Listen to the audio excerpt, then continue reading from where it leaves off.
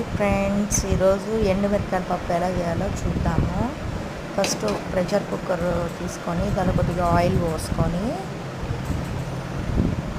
ధనియాలు దంచి తీసుకోవాలి.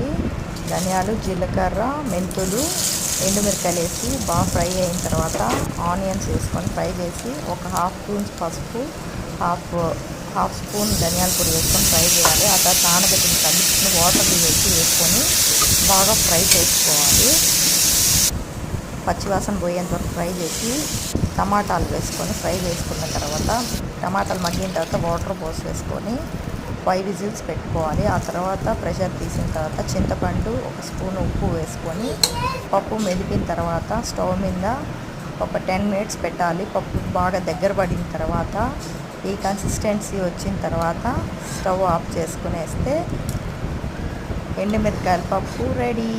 Okay, bye.